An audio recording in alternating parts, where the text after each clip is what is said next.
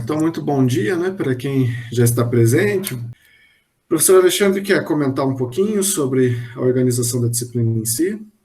Podemos ir adiante, né? Então, pessoal, bom dia para vocês, né? O que acontece com a disciplina DTE? Nós fizemos algumas modificações em relação à proposta que a disciplina teve nos últimos 2 anos, eu acho, né? 2 ou 3 anos, que é fazer um recorte dela ali no meio. Por que eu digo no meio? Porque basicamente o conteúdo de primeiro e de segundo bimestre ele vai permanecer semelhante ao que já vinha sendo desenvolvido, que é uma discussão de matemática um pouco mais local, né? Tanto que nós vamos iniciar o primeiro bimestre falando sobre conceitos de patrimônio. A gente vai tentar discutir um conceito de patrimônio um pouco mais amplo e apresentar alguns exemplos, algumas ideias de patrimônio, seja no aspecto artístico, histórico ou ambiental, natural, né? E especialmente uma localização geográfica dele aqui no litoral paranaense. No segundo bimestre, nós vamos continuar uma discussão dessa temática local também, e daí uns aspectos artísticos, talvez focalizados mais nisso. E daí o recorte que eu falei para vocês. Quando a gente vier para terceiro e quarto bimestre, porque essa daqui é uma disciplina anual, a gente vai ter uma conversa ali um pouco mais ampla. A gente vai fazer uma discussão de arte a partir do século XX. Por quê? A gente fez uma conversa e fez uma constatação que nos últimos anos é um dos conteúdos que a gente teria mais espaço para trabalhar, e é um dos conteúdos que é muito abordado também nas provas que vocês costumam fazer, que seria o Enem e alguns vestibulares aqui da nossa região sul-sudeste, né? São temas que vão ser bem abordados, que seriam daí as vanguardas artísticas do início do século XX, do desenrolar do século XX, especialmente com o conceito moderno, né? Que seria muitas vezes encontrado como o movimento modernista. E daí, como que o movimento modernista vai se desmembrar. Depois de fazer essa apresentação, daí a gente vai afunilar em um desses conceitos lá para o quarto bimestre, que seria a ideia de cinema. Como que cinema se apresenta, como que ele se interliga e quais as fundamentações dele. Que com base nisso vocês vão ter instrumento para fazer interpretação de alguns outros movimentos artísticos da segunda metade do século XX e de alguns movimentos que estão se apresentando hoje enquanto vanguardas, né? Que podem ser discussões e interpretações. Vocês vão lembrar, se vocês já viram, ou ainda vão ver, talvez, né? Que, por exemplo, o Enem, ele coloca muitas vezes algumas questões de letras de músicas, de temáticas de filme, e coloca aquilo para ser interpretado e discutido. Então é basicamente esse subsídio de como você interpretar e discutir que a gente vai tentar fomentar aí para o terceiro e quarto bimestre. Tá? Depois de fazer esse spoiler aí, essa apresentação, a gente pode, acho que, voltar a focar no nosso conteúdo do primeiro bimestre, que esse é o objetivo principal da gente ter chamado vocês para conversar hoje, né? Isso. Só para explicar também na sala ali, porque aí talvez o pessoal já fique ansioso, né, para chegar nesses conteúdos e tal. Se vocês forem abrir aqui os tópicos, ó, tô fazendo, né, só para comprovar, não tem nada, tá? A gente vai colocar pouco a pouco depois os conteúdos do segundo bimestre em diante, porque daí como a gente inicia precisamente na primeira semana de agosto, lá, no segundo bimestre, a gente vai entrar naquela dinâmica de ter aulas regulares, né, e vai ser nesse horário, né, às 8, sempre às sextas-feiras, né, às 8h20 da manhã, né, mais ou menos uma hora, né, de encontro, de 8h20 até mais ou menos 9h20, por aí, né, um pouquinho menos, um pouquinho mais, a depender do tempo, né, que a gente vai conversar com vocês, não havendo dúvidas, aquela coisa toda, né. Mas aí, como a gente vai ter sempre esses encontros semanais, e aí vocês precisam vir, inclusive, para esses encontros, aí a gente vai soltando os conteúdos pouco a pouco ali, tá? É só o primeiro bimestre que está na íntegra, porque como eu comentei no início, né, do nosso encontro, aqui da nossa reunião, vocês vão precisar de uma autonomia um pouquinho maior, né, e já ir desenvolvendo essas atividades assíncronas e tal. Enquanto a gente estiver disponível, a gente já vai retornando para vocês. E aí tem algumas orientações gerais quanto a isso aqui no começo, né? Basicamente o mesmo texto que vocês encontram lá na sala de Artes 3 também, né? De cada um dos cursos aí, né? Só tem que corrigir isso aqui, né? Ficou especiais, né? Mas faltou um ezinho ali, depois a gente acerta, né? Mas a questão do horário de atendimento permanece o mesmo, né? Que é inclusive hoje, né? Às 10. A gente vai saindo aqui desse encontro às 10, migrar para outra sala, né? E aí a gente fica até o final desse mês. Hoje já é dia 18, na verdade até semana que vem a gente ainda está com esse horário, mas a gente deve, assim, surgindo dúvidas e respondendo também mesmo paralelamente depois por e-mail e tudo mais, ou aqui no Moodle, né, conforme vocês forem postando ao longo do mês de julho também, talvez com um delay um pouco maior, porque tecnicamente a gente entra em férias, mas imagino que a gente não vai fazer nada de especial, então para a gente também é interessante já ir dando esse retorno para vocês e não acumular trabalho para a gente também, né? Então a gente deve ir fazendo isso paralelamente, né? Independente do período das férias, né? Mas em agosto passa a ter essa dinâmica diferente, tá? Assim como a orientação que a gente deu para Artes 3, e todos vocês estão em Artes 3 também por serem formandos, né? É a mesma coisa lá dos prazos dilatados, então não vou ficar repetindo isso tudo para não estender demais o vídeo, mas vocês vão ver que são atividades que correspondem a dias específicos de junho e julho, né? Por exemplo, a gente tem uma atividade que corresponde à sexta-feira da semana passada, que é o primeiro dia letivo desse componente, mas o prazo de realização máximo é agosto. E assim por diante, vocês vão encontrar as datas aqui. A orientação também permanece a mesma, tá? Tentem fazer o quanto antes, melhor para vocês, tá? Não deixem acumular isso, porque vai acumular com outros componentes e vai encavalar com o segundo bimestre, né? Porque o segundo bimestre também é agosto, setembro, né? Então, se vocês deixarem para fazer 2 bimestres em um só, vai ficar mais difícil, né? Então, tente aproveitar aí o tempinho que eventualmente vá sobrando, né? Vocês têm TCC, vocês têm algumas particularidades, né? Quando vocês chegam no quarto ano, então essa organização para não deixar as coisas acumularem, ela é imprescindível, né? Para a coisa funcionar, né? Passo de novo a palavra, Alexandre, se você quiser comentar um pouquinho sobre cada um desses materiais aqui, da questão do patrimônio. Uhum. Tá, pessoal, então vamos tentar ver um pouquinho por cima de cada um deles. Depois vocês vão fazer uma leitura, acredito eu, um pouco mais calma, né? Porque vocês vão ter um prazo bom. Qual que é a ideia que a gente tenta apresentar? Ali no primeiro tópico, que está escrito noções de patrimônio, o nosso objetivo é apresentar a ideia de material e imaterial. Só me digam uma coisa, vocês já ouviram falar de patrimônio material ou imaterial em alguma disciplina que vocês fizeram? Podem responder ali no chat ou pelo áudio, por favor. Ah, legal.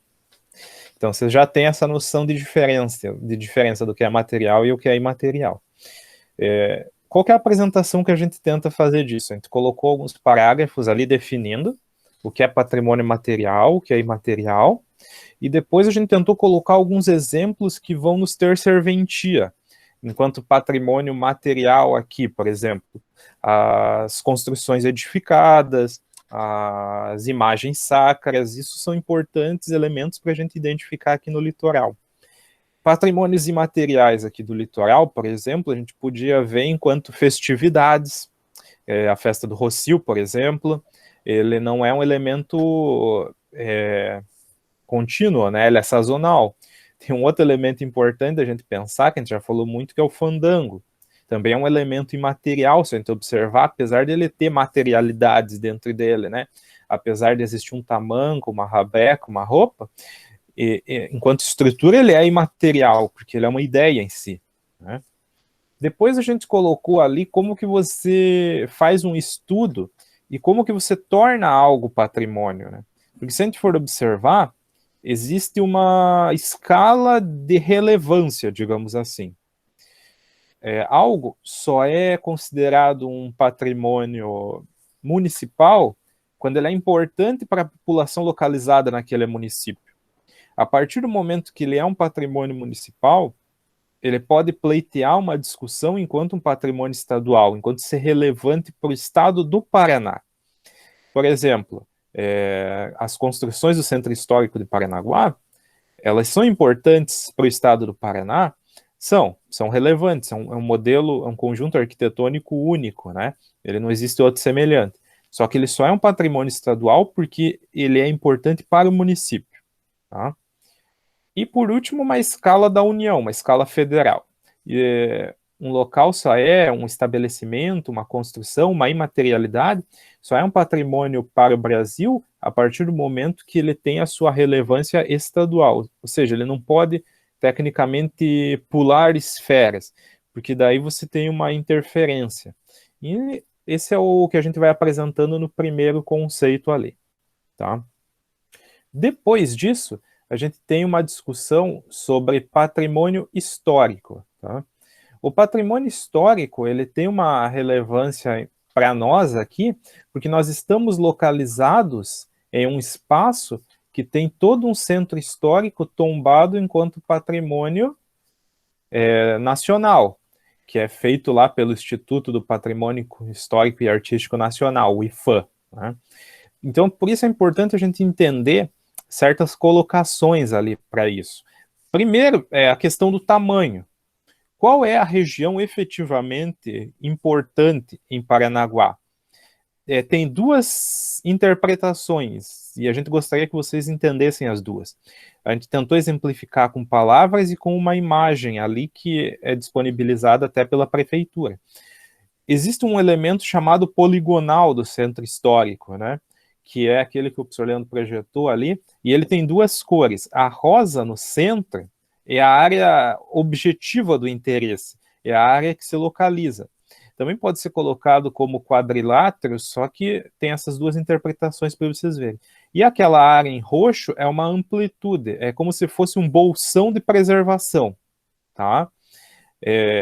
Guardadas as devidas proporções, tem alguns historiadores, alguns teóricos que discutem como se fosse aquela questão da mata ciliar no rio, né? A mata ciliar é importante para evitar o assoreamento até do rio, ela faz toda aquela proteção, né?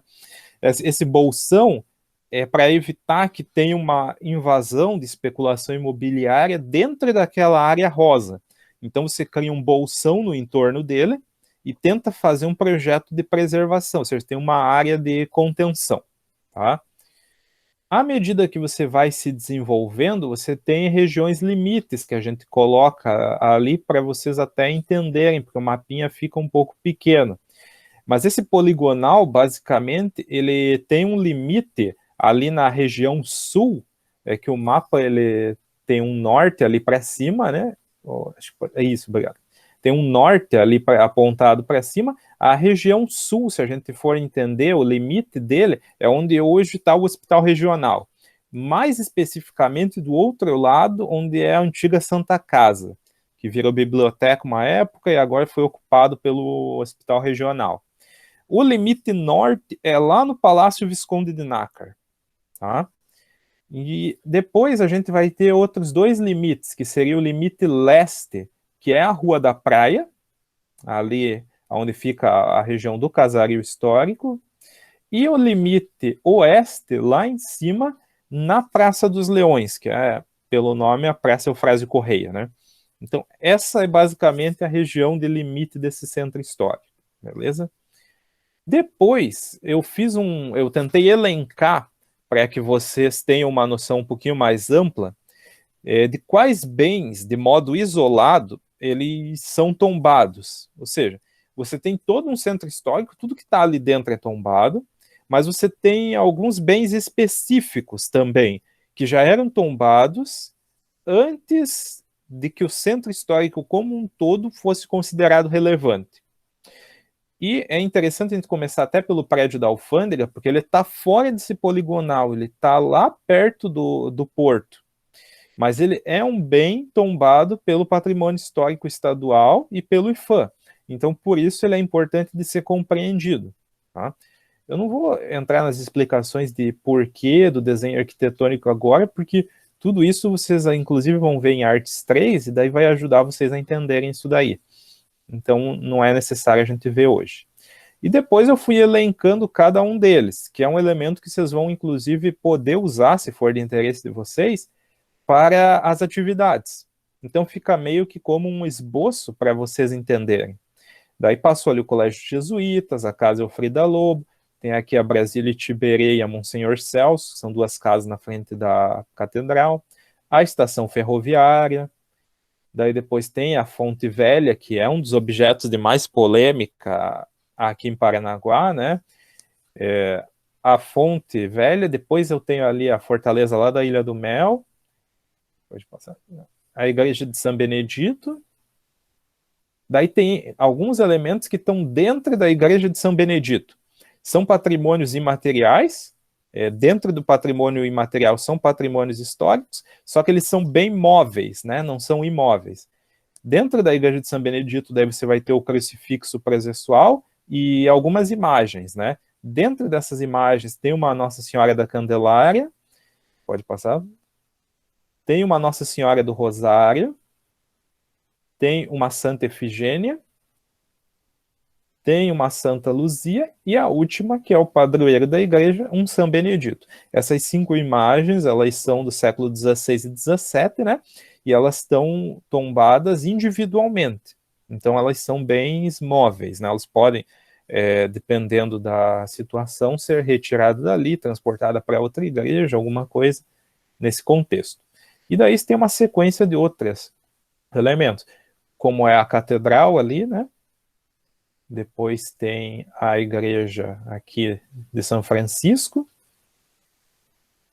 o Instituto de Educação, o Visconde do Nácar, né?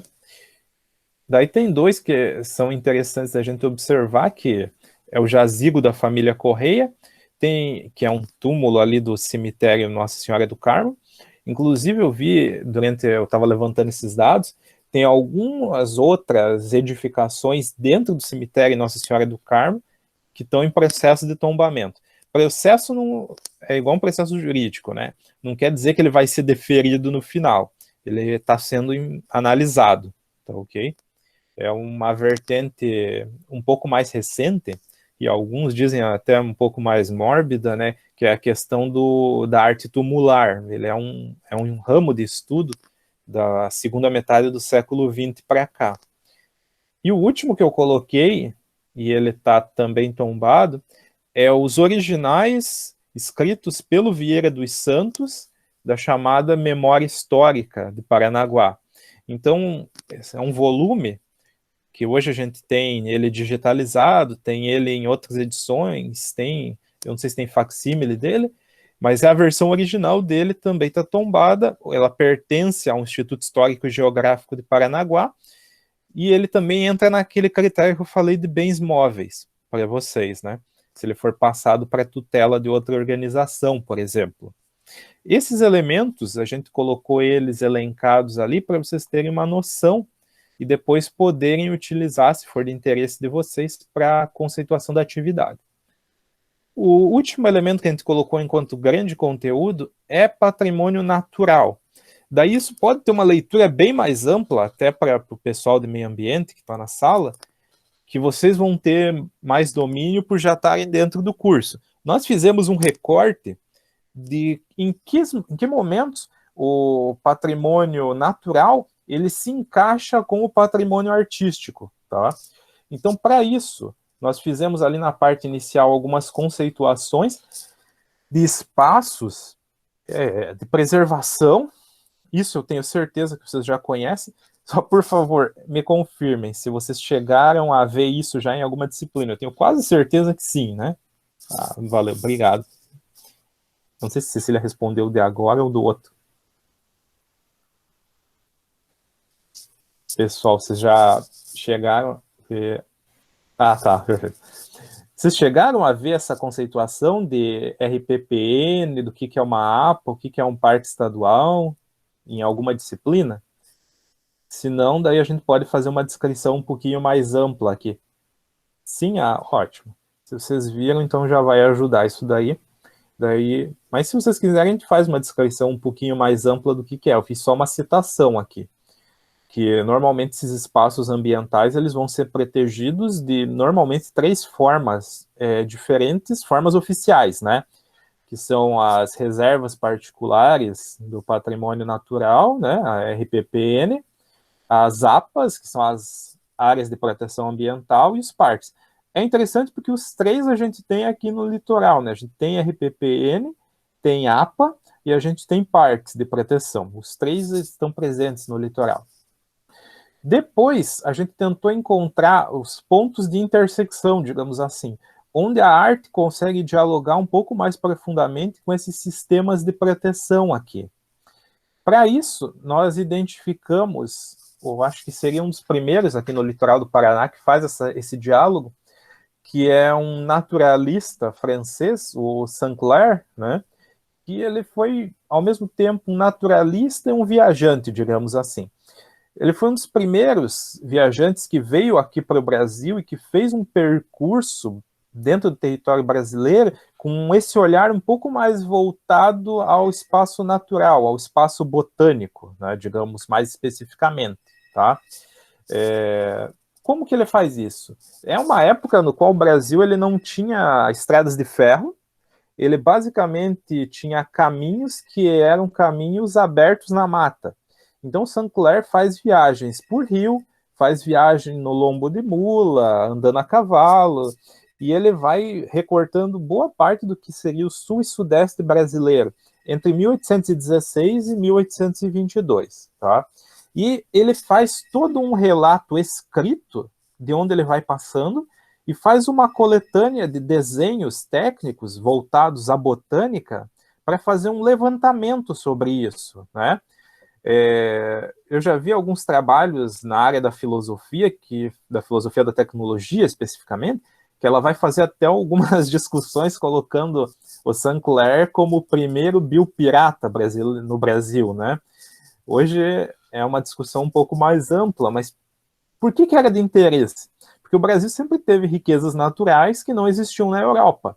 E o Saint-Clair fica esse período no Brasil e depois retorna com essas publicações. Então ele faz uma constatação de alguns elementos que existiam aqui, que não eram existentes na Europa, quais as suas propriedades, quais os seus desenhos para identificação, seus modos de cultivo, o interesse que isso poderia ter para diversas localidades.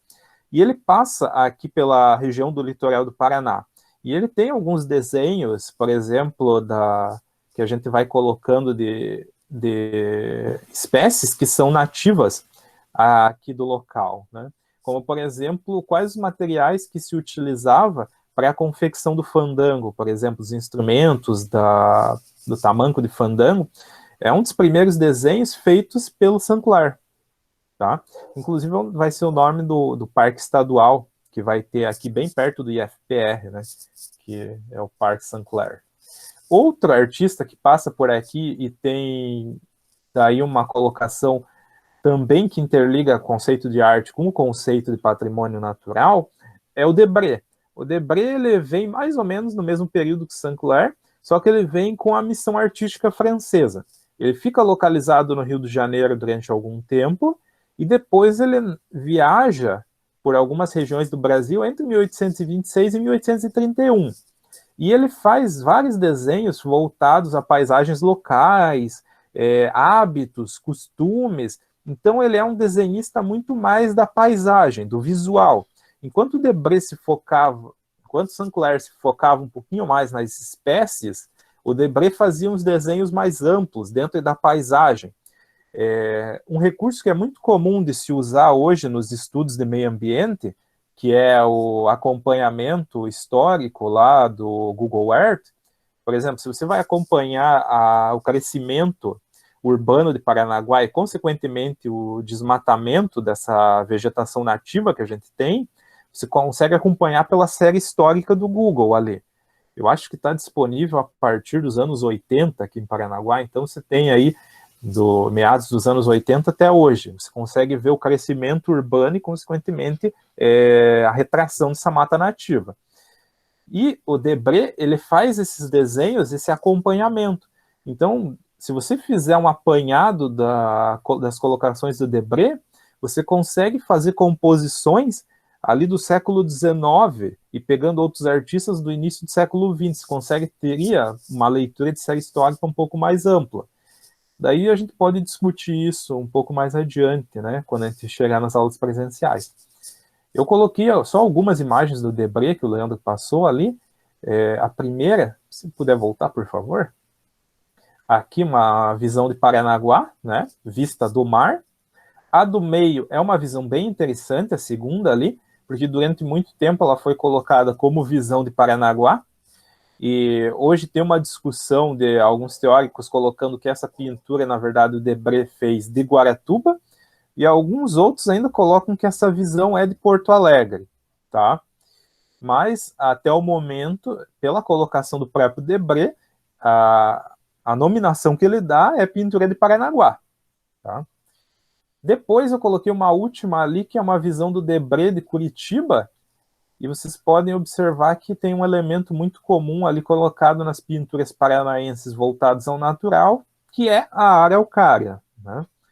Que inclusive daí a gente coloca como último elemento ali para vocês, de onde a arte se interliga um pouco com essa questão da leitura natural, que é um artista chamado Lang de Moritz, que eu não vou falar tanto sobre ele, porque inclusive foi objeto de estudo nosso no último ano letivo em arte, né? O Lang de Moritz é o pintor da paisagem paranaense já do século XX.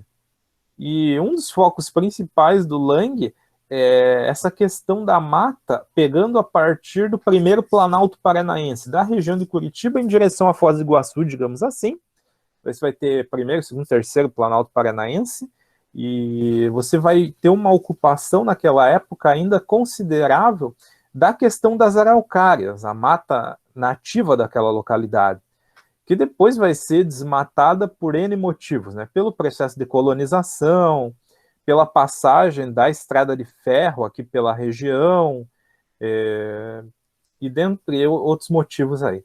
Mas o Lang, ele faz uma ocupação e uns desenhos bem interessantes, por quê? Porque ele interliga um pouco a localidade, o relevo desse planalto, e ele vai fazendo a colocação da araucária, que é um elemento que não é tão considerado pelo Saint-Clair e pelo Debré, porque eles estão muito mais centrados aqui na região litorânea.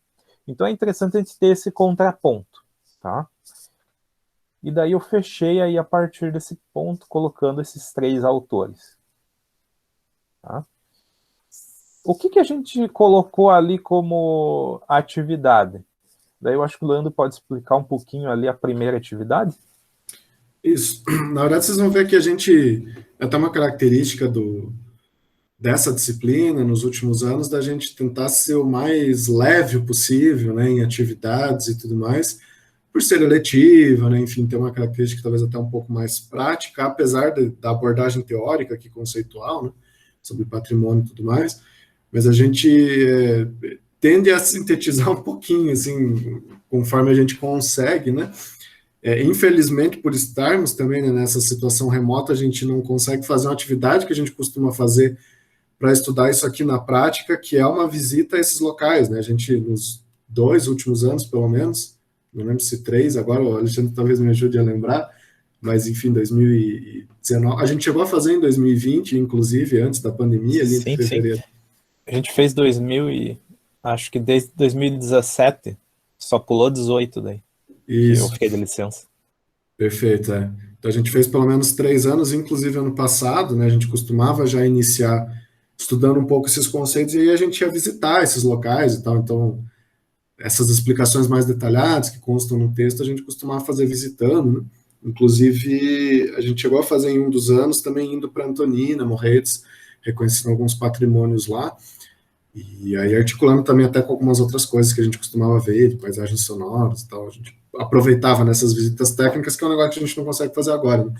Então, na verdade, esse primeiro bimestre, essa parte aqui do primeiro bimestre, né, vocês vão ver aqui que, na verdade, ela tem basicamente 2 principais tópicos. Um deles diz respeito a toda essa questão do patrimônio, e o outro diz respeito à metodologia do projeto. Mas essa parte do patrimônio, que é o que consta aqui, tem os textos, é importante que vocês façam com bastante calma esses textos. A atividade em si, aí ela vem para esse, enfim, ele vai parecer uma prova, enfim, é simplesmente uma lista de exercícios, né? Eu vou abrir aqui só para vocês terem uma ideia, embora a visualização, para mim, ela talvez apareça um pouco diferente do que vai aparecer para vocês.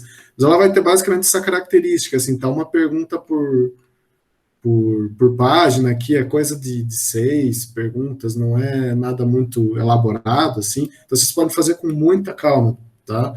E elas são objetivas, tá? E aí, enfim, todas elas se articulam com os textos, tá? Por isso que a leitura dos textos, ela é bem importante, primeiro porque conta a frequência de vocês ali, né? Quer dizer, a leitura em si, ela precisa aparecer, vocês precisam abrir o texto, fazer a leitura para aparecer lá no Moodle e tal, que vocês fizeram em tal data, né? Mas para conseguir responder também com tranquilidade esse questionário, tá? Dá para fazer parando, volta, né? Volta para o texto, se bater alguma dúvida, enfim, é para gabaritar, digamos assim, né? Mas é mais como um cumprimento também, né? De uma espécie de revisão, principalmente, né? Com essa função, né, pedagógica de revisar os 3 textos anteriores, né? E aí a gente fecha esse primeiro ciclo aqui, né? De estudo do conceito de patrimônio, e é um estudo um pouco mais teórico mesmo, né? Não é normalmente como a gente costuma trabalhar, mas diante desse, pelo menos início, né, desse 4º ano de vocês, que a gente sabe, né, que vai ter uma característica essencialmente remota, né, pelo menos junho e julho, certamente será assim, e aí a gente colocou dessa forma, tá? Então ele vai fechar basicamente nesse questionário. Vocês vão responder a pergunta, e aí vão para a próxima pergunta, e no final ela vai ter um enviar, né? Se vocês tiverem algum problema, gente, porque tem alguns recursos aqui que a gente começou a usar agora, né? Para vocês que fizeram o Arts 2 ano passado, vocês lembram que a gente explorava basicamente aquele recurso do Moodle da atividade, né?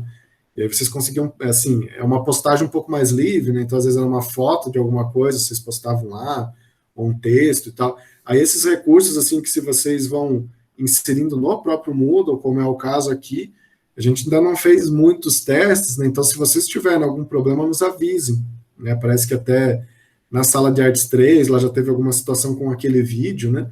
E aí talvez dê alguma questão ali de abrir pelo celular, pelo aplicativo do celular, né, que a gente ainda não tem absoluta certeza ali de que vai funcionar para todo mundo, né? Então, se vocês reconhecerem algum problema técnico nesse sentido, nos avisem, tá?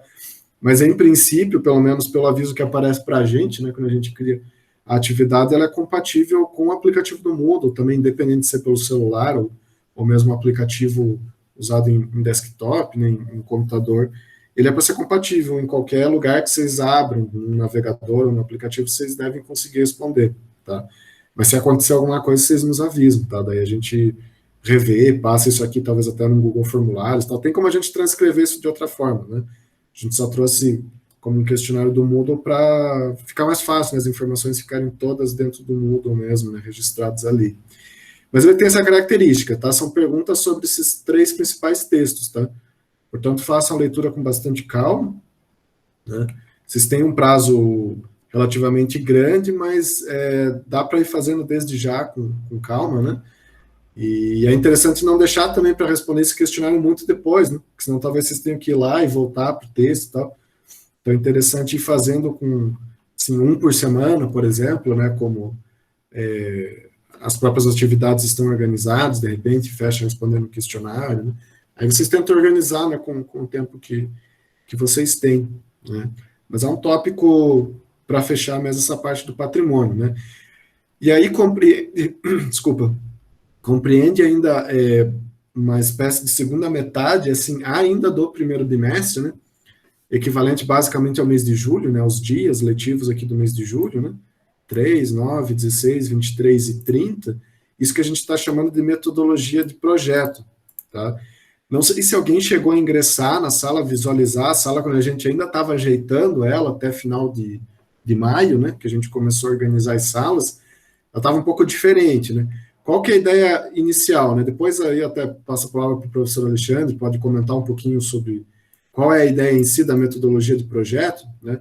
Mas em síntese o objetivo é que a gente consiga fazer isso aqui, né? Desenvolvimento de um texto, de um resumo científico mesmo, né? Não precisa ser um artigo, né? Não é para vocês fazerem um TCC em um bimestre aqui, né, dentro da disciplina que tem em artes, né? Mas é o desenvolvimento de um pequeno texto mesmo, de um resumo científico, sobre um tema de livre escolha, né? E aí a ideia era a gente articular isso com a CEMEP, né? Então, vocês terem mais um trabalho para poder apresentar no evento. A gente imagina que, inclusive, é bastante do interesse de vocês, porque a quantidade de eventos, de ações mesmo que o campus tem ofertado, né, desde de março do ano passado, ela reduziu, né, significativamente, né, todos os festivais culturais não aconteceram, né, a gente não teve festival de teatro, a gente não teve festival de música, não tivemos festival de dança, né, e isso tudo vocês iam usando para acumular horas lá afins, né, então talvez faça falta, né, e aí essa possibilidade de apresentar um trabalho na CEMEP é bem interessante, né, para além da possibilidade de apresentar um esboço do TCC de vocês, que é o que vocês costumam fazer quando chegam no quarto ano, então vocês têm essa possibilidade de apresentar 2 trabalhos, né? Isso é bem importante também, tanto para, enfim, currículo de vocês, né? Mas quanto para pensando nessa parte das horas afins, né? Ter mais um trabalho apresentado. Porém, a gente desarticulou da CEMEP, porque aí a gente ia ter que colocar prazos muito apertados, né? E aí a gente ficou com um pouco de receio, eu não lembro exatamente a data, agora não sei se o professor Alexandre tem ela na cabeça, mas assim, vocês teriam que terminar esse resumo nos últimos dias de agosto, que início de setembro, né, pensando no prazo lá que a CEMEP colocaria para o envio dos trabalhos, né. Então, vocês teriam quase que fazer um bimestre inteiro, no máximo aqui até agosto, né, considerando que formalmente a gente está iniciando em junho, dá para fazer, né, e aí a nossa orientação vai nesse sentido, né, tentem finalizar toda essa parte de patrimônio material o quanto antes, e inclusive esses tópicos de patrimônio pode ser um dos temas escolhidos por vocês para trabalhar nessa parte da metodologia de projetos, né? E aí, quanto antes vocês conseguirem passar por essas etapas e terem ali um pequeno resumo sobre o tema que vocês trabalharam, estudaram um pouco mais a fundo, ficando pronto dentro do período lá de inscrição, de envio do trabalho para a CEMEP, a gente recomenda que vocês façam, tá? É mais uma coisa que vocês terão aí no currículo e mais uma carga horáriazinha de horas afins, né? Mas não vai ser pré-requisito para a disciplina, tá? A gente havia pensado inicialmente de colocar, inclusive incluir ali datas específicas da CEMEP no cronograma da disciplina, mas a gente tirou, tá? Para possibilitar que aqueles, assim, que talvez tenham muita coisa acumulada, que ia ficar praticamente impossível de conseguir fazer tudo até final de agosto, possam fazer com um pouquinho mais de calma ao longo do mês de setembro, tá? Por isso essas datas mais dilatadas. Mas é interessante, é bastante recomendável que vocês aproveitem essa possibilidade da disciplina para ter mais um trabalho para a CEMEP, tá? Em resumo, é um pouco isso. E aí, o que seria essa metodologia de projeto? Acho que eu posso até passar um pouco agora para o professor Alexandre explicar também em termos gerais, embora eu já tenha, né, dado um pouquinho do spoiler, né, assim, um resumão mesmo do que a gente pretende fazer, mas ele pressupõe algumas etapas aqui, tá? E aí eu ainda até estava conversando com o professor Alexandre antes da gente entrar aqui na sala, mas a gente muito provavelmente vai colocar alguns outros tópicos aqui dentro do que está como primeiro bimestre para coletar esses materiais aos poucos, tá? Porque, enfim, é bem importante que a gente possa dar um retorno para vocês. Então, vocês escolhem um tema que é do interesse de vocês. Aí vocês nos informam, né? Isso é uma primeira etapa, isso cumpre um dia letivo. Aí a gente vai precisar que vocês façam um recorte um pouco mais específico, né? Se esse tema for muito amplo, né? Que, assim, é um tema tão amplo que, sei lá, geraria livros e livros só sobre aquele tema, né? Então, a gente tenta afunilar um pouco mais, estudar uma coisa um pouquinho mais específica, né? Ou sob o ponto de vista histórico, ou, enfim, geográfico, o assunto em si, né? E aí vai trabalhando nessas etapas que são próprias do desenvolvimento de qualquer trabalho científico, né? Que, enfim, vocês agora, a essa altura do campeonato, né, no quarto ano do curso, vocês já estão mais acostumados também, né, a trabalhar dessa forma, né? Enfim, algumas outras disciplinas, né, já vinham estimulando isso, né? Alguns cursos já têm até aquela parte da metodologia de projetos como uma disciplina mesmo, em anos anteriores, né, para pouco a pouco vocês irem compreendendo, né, essas etapas comuns, né, na elaboração de um texto científico, né, seja um texto bem longo, como um artigo de revista, lá de 20 e tantas páginas, né, seja um texto curto, que é o que a gente está esperando aqui, né, que é um período curto que vocês terão para fazer, que é um resumo científico sobre algum assunto, né, da escolha de vocês, e isso pressupõe algumas etapas, né. Não sei se você quer desenvolver um pouco mais, Alexandre, complementar com alguma coisa que eu tenha esquecido. Vou tentar colocar aqui, só para exemplificar para eles. Pessoal, depois então que vocês tiverem feito a leitura dos textos de patrimônio e aquela ideia da atividade ali, que é o questionáriozinho, começa tecnicamente a ideia da metodologia de projetos. E nós vamos colocar ali pequenas atividades que, na verdade, são os passo a passo do projeto. Por exemplo, primeira atividade ali seria a escolha do tema. O que a gente indica, assim, para escolher o tema, né? Pensem, por exemplo, em algum conteúdo de arte que vocês tiveram e que vocês gostariam de aprofundar. Por exemplo, eu estudei arquitetura gótica, gostaria de me aprofundar nisso. Opção 2. Pense em algum conteúdo de arte que você não teve e você gostaria de ter estudado. Por exemplo, eu gostaria de ter estudado um pouco mais lá os estilos e jargões de stand-up comedy. Porque o meu sonho é ser comediante. Então, esse poderia ser um tema. Estilo, jargões, ideias de stand-up comedy. Ou, em termos de artes visuais, gostaria de ter estudado um pouco mais, ou gostaria de ter estudado um pintor tipo Kandinsky, a gente não viu. Tá? Isso também pode ser feito dentro de temáticas da música, que o Leandro pode sugerir também. Ou ainda, eu quero fazer um resumo, pensar sobre o conceito de patrimônio e meio ambiente, que eu estudei agora há pouco. Também é um tema. Então, basicamente, o primeiro elemento seria você escolher o seu tema. Igual o professor Leandro falou, é interessante que vocês mandem isso para o CEMEP para vocês também conseguirem ganhar algumas horas afins que talvez façam falta no final desse ano letivo, que vocês vão precisar.